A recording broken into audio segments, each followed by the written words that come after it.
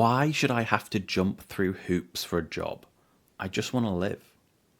A mentee said this to me recently, and I get it. It's tough.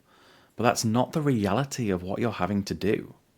You're not the only one applying for a job, and they're putting hoops in front of you that you have to jump through for their own amusement. The reality is you're applying for a job that 500 people have also applied for. Now, you can remove about half of them for not meeting some of the key requirements.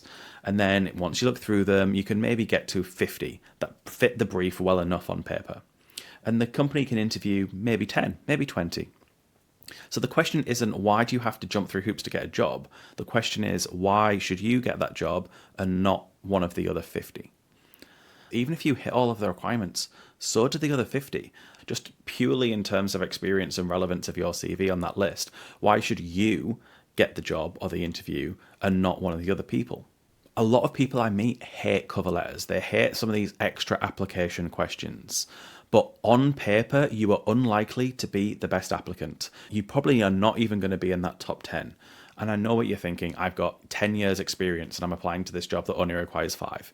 Well, there's applicants that have got 12 years experience. There's applicants with 15 years experience. There's people with 10 years experience in the same industry. So now if we reframe it, unless you are the perfect applicant for the job, which is not going to be the case for every job that you're applying for, the question is, how do we get you into that top 10?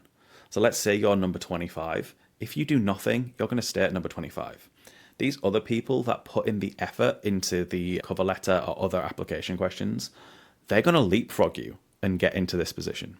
Now, if you're the very best, you're probably fine. You probably do not need to do that.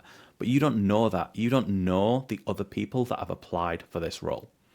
So what I want you to think instead is, I, by default, am going to be middle of the pack in terms of the people that are going to get selected for the interview. How can I make sure that I get to the top of the pack and actually get that interview? And that is why you're writing a cover letter. You're not doing it for no reason at all. You're doing it to try and leapfrog that position.